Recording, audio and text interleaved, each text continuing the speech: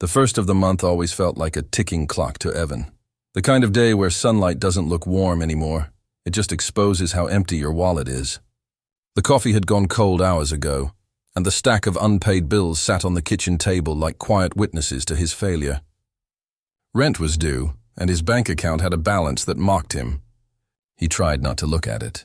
Tried not to think about the fact that Mr. Carter had already called twice this week. Sol, of course, wasn't worried. He was never worried. Evan sometimes envied that about him, how he could smile even when the world was collapsing. When Evan mentioned the rent again that morning, Sol just leaned against the doorframe, shirtless, hair messy, that half-smirk softening his words. "I'll handle it," he said. "Don't stress, babe." Evan wanted to believe him. Sol always found a way, didn't he? He was the kind of man who could charm free drinks at a bar or talk his way out of parking tickets. But lately, something about him had changed. Late nights out, text messages he'd hide, that faint, unfamiliar cologne that lingered on his clothes. Evan told himself it was paranoia. He wanted to trust Sol. He needed to. That afternoon, the knock came. 3 slow, deliberate taps that made Evan's stomach tighten. He opened the door to find Mr. Carter standing there, crisp in his collared shirt, his usual polite smile fixed in place. He was a man who carried authority even when silent. His posture alone said he owned not just the building, but the space you stood in. "Evan," Mr. Carter greeted, his voice smooth. "We're 2 weeks overdue again." "I know," Evan said quickly, trying to sound composed. "Sol said he was taking care of it." Mr. Carter lifted a hand, cutting him off gently. "He already did," he said. Evan blinked. "He did?" "Yes. We came to an understanding." Mr. Carter's tone was calm, but his eyes, there was something in them. A flicker that felt heavier than business. Before Evan could ask more, the landlord smiled faintly and turned to leave. "Everything's settled," he said over his shoulder. "Don't worry about it." When Sol came home later that evening, Evan watched him closely. His boyfriend's shirt was untucked, hair slightly disheveled, a faint flush in his cheeks. He kissed Evan hello, his voice casual, but his eyes wouldn't meet his. Something in his energy felt off, like he was hiding a storm behind that easy grin. Evan tried to act normal, asked what he meant by taking care of it, but Sol just shrugged. "Carter's cool. Said we're good for a while. Guess he likes me." Evan laughed softly, trying to shake off the chill that ran down his back. But later that night, as Sol showered, he found himself staring at the bathroom door, listening to the water running, wondering what deal Sol had made. The apartment felt different now, colder somehow. Every corner seemed to hold a question he didn't want to ask. The sound of Sol's laughter from the other room no longer felt like comfort. It sounded distant, like it came from a stranger. When Sol finally drifted off to sleep beside him, Evan lay awake, his eyes tracing the cracks on the ceiling. Mr. Carter's words wouldn't stop replaying in his mind. He already did. The phrase echoed in every quiet moment, heavy and unshakable. The next morning, Sol said he had errands to run. He left early, humming, pretending everything was fine. But Evan couldn't stay still. Something in him needed to know. He walked aimlessly through the neighborhood, his thoughts tangled and uneasy, until his path took him past Mr. Carter's apartment. He didn't plan to stop. He just slowed down. But through the blinds, he caught a glimpse of movement. Sol inside, straightening his jacket. Carter stood nearby, shirt open at the collar, the air between them charged with something unspoken. Evan froze. The sound around him faded, the hum of traffic, the distant chatter, even his own heartbeat seemed to pause. He wanted to believe he was imagining it, that maybe Sol was just there to sign some paperwork. But when Sol's hand brushed Carter's arm before heading out, the denial broke. Their eyes almost met through the window. Almost. Sol turned away before they did. Evan stood there for a long time, until his chest felt tight and his vision blurred. The morning light felt cruel now, like it was mocking him for trusting too easily. He walked home in silence, every step heavier than the last. The apartment door creaked open like it too knew what had happened. Sol's shoes were still by the door. His jacket hung neatly on the hook. Everything looked the same, but it wasn't. That night, Evan sat on the couch, staring at nothing. The hum of the fridge was the only sound. He kept asking himself what hurt more, the betrayal or the reason behind it. Did Sol do it for love? Out of desperation? Or had their love been slipping long before the rent was ever due? He didn't have an answer. All he knew was that the apartment they'd once built together now felt like someone else's space, bought and paid for by a secret he hadn't agreed to share. Evan waited for Sewell to come home that night, sitting at the edge of the couch with the lights off. The city outside the window flickered in neon blues and golds, shadows stretching across the floor like they were listening too. He didn't rehearse what he would say. He didn't need to. Every word was already burning in his chest. When the door opened, Sewell stepped in with that same casual air, tossing his keys on the counter. "Hey, babe," he said, voice warm, too normal. He started to walk over but froze when he noticed Evan sitting there in the dark. "What's with the lights off?" Evan's voice came out quiet, steadier than he felt. "What were you doing at Carter's place this morning?" The pause was instant. Sol blinked, eyes darting to the side before he forced a chuckle. "What are you talking about?" "I went to drop off some papers." "Lease stuff." Evan just stared. I saw you leaving, so don't lie." The silence that followed was thick enough to choke on. Sol's shoulders tensed, his easy charm slipping away. "Evan," he started, but his voice cracked slightly, betraying him. "It's not what you think." "Then what is it?" Evan asked. "Because Carter told me you already handled the rent." "What does that mean? How did you handle it, Sol?" Sol's jaw tightened. He turned away, running a hand through his hair like he was trying to untangle his thoughts. "You wouldn't understand," he muttered. "Try me." When he finally spoke, his voice was low, almost a whisper. He offered to let the rent slide. 2 months. Said he could make it work. But he wanted something in return. Evan's breath caught in his throat. "Something?" Sol's eyes lifted, guilt written across his face. "Me." The word hung in the air like smoke. For a long time, neither of them spoke. Evan could hear the ticking of the clock on the wall, every second slicing deeper into him. "I did it for us," Sewell said finally, his voice trembling.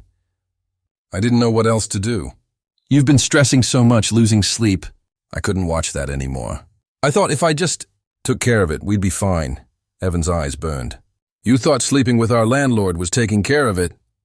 "It wasn't like that," Sol shouted suddenly, his voice echoing through the room. "It didn't mean anything. I hated every second of it, Evan, but I couldn't let us lose this place." Evan stood, his body shaking, half from anger, half from heartbreak. "You could have told me." "You could have let me decide if it was worth it." Sol looked at him, and for the first time his charm was gone, just a man caught in his own guilt. "If I told you, you would have left." "And then we'd have lost everything." Evan laughed bitterly. "We lost everything anyway." The words hit Sewell harder than a slap. He stepped closer, reaching out, but Evan moved away. The air between them felt like glass, fragile and sharp. A soft knock came at the door then. Both froze. Evan turned toward it slowly, and when he opened it, Mr. Carter stood there holding a clipboard. "Evening," Carter said, his tone polite but too familiar. His eyes flicked to Sewell for just a moment, long enough to confirm everything Evan already knew. "Just wanted to drop off the new agreement. Everything should be settled." Evan's voice was cold. "We're good." But Carter didn't move. His gaze lingered on Sewell a second too long, a knowing smirk brushing his lips before he finally left. The door clicked shut behind him, and the silence that followed was deafening. Sewell sat down heavily, running both hands over his face. "He wants to see me again," he said quietly. Evan's heart sank. "You're not going." Sewell didn't answer right away. "If I don't?" "He might change his mind about the rent." "Then let him," Evan snapped. "I'd rather lose this place than lose you to that." Sewell looked up at him, eyes red. "You already have." Evan's anger dissolved into something heavier. Exhaustion, sadness, disbelief. He sank into the chair across from Sewell, unable to look at him. "I thought you were doing this for us," he said, voice breaking. "But it wasn't about us, was it? It was about control. About you needing to feel like you could fix everything, even if it meant breaking me in the process." Sol didn't argue. He just sat there, silent, his chest rising and falling like every breath hurt. When night fell, Sewell went to the balcony, lighting a cigarette he didn't usually smoke. Evan stayed on the couch, watching his reflection in the dark window.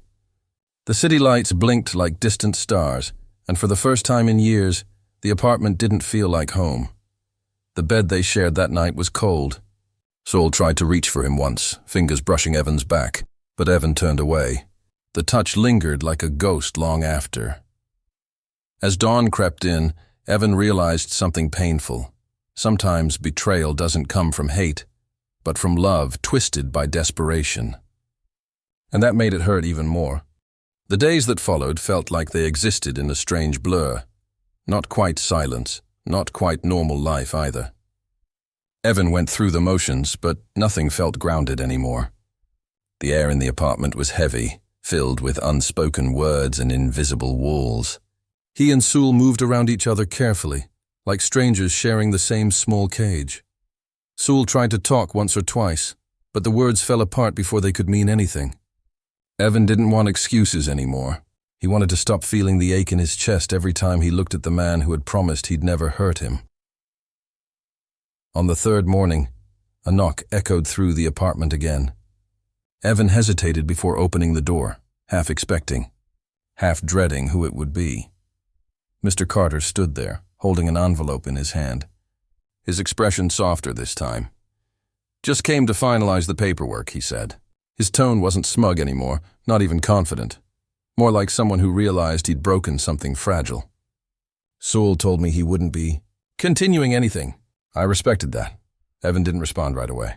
He took the envelope, staring at it like it might burn him. "Good," he finally said. "Because we're done with whatever that was." Carter nodded slowly. "He did what he thought was right," he said after a moment. "Doesn't make it right, I know. But I didn't expect it to matter this much to either of you." Evan's throat tightened. "It mattered," he said quietly. Carter sighed, eyes downcast. And for the first time since Evan had met him, he looked human. Not the polished landlord with power and charm, just a man carrying his own regrets. "Take care of each other," he said before walking away, leaving the faint scent of his cologne fading down the hall. When Evan turned, Sewell was standing behind him. His eyes were red, tired, but clear in a way Evan hadn't seen in weeks. "He told you," Sewell said softly. Evan nodded. "He said you ended it." "I couldn't do it anymore," Sewell whispered. "Every time I went there, I felt like I was losing you piece by piece. And I couldn't live with that." Evan leaned against the wall, crossing his arms to keep himself from shaking. "You already lost me, Sewell." "I know," Sewell said, his voice breaking. "I know. But I need you to understand. I didn't do it because I wanted him. I did it because I was terrified of losing what we had. I thought I was protecting us." Evan let out a bitter laugh, wiping at his eyes. "You don't protect love by trading it away." Sewell stepped closer, hesitant, his voice trembling. "Then tell me how to fix it." Evan didn't move. "You can't." They stood there for a long moment, the weight of everything pressing down between them. Sewell finally sank onto the couch, burying his face in his hands. "I keep replaying that night," he said. "The way he looked at me like he owned me. And all I could think about was you, how you'd never forgive me if you knew. And you shouldn't, but I'd do anything to undo it." Evan's chest ached. He wanted to scream, to cry, to tell him he hated him. But what came out was quieter than either of them expected. "You can't undo it," he said softly. "All we can do now is live with it." The room fell silent again. Outside, rain started to fall, soft against the window. The kind of rain that always used to make them curl up together under the blanket, whispering about dreams and plans and the future. Now it just filled the silence that had taken over. Sewell stood finally, walking toward the balcony. He opened the door, letting in the smell of wet air, and leaned against the railing. Evan watched him for a long time before joining him. The city stretched beneath them, lights flickering through the mist. Sewell didn't look at him, just spoke quietly. "You think we can ever come back from this?" Evan stared out into the rain. "I don't know," he admitted. "I still love you. But I don't know if that's enough anymore." Sewell turned, his eyes searching Evan's face for something. Hope, forgiveness, maybe just understanding. "I'm sorry," he whispered. "More than you'll ever know." Evan looked back at him, the ache in his heart both familiar and new. "I know you are." That's what makes it worse. For a while, neither moved. The city hummed beneath them, soft and distant. Then slowly, Sewell reached out. Not to pull Evan close, but just to touch his hand. Evan didn't pull away. Their fingers brushed, hesitant, unsure. In another life, maybe that would have been enough to start over. But in this one, it was just a quiet truce. A fragile moment between love and loss. The story didn't end with a kiss or a promise. It ended with two men standing in the rain, both realizing that love wasn't always about holding on. Sometimes it was about learning how to let go without hating what once was. As the rain fell harder, Sewell rested his head against Evan's shoulder. Evan didn't move. His face stayed still, unreadable, eyes fixed on the horizon, where the city lights blurred into the storm, and somewhere between them, so did everything they used to be.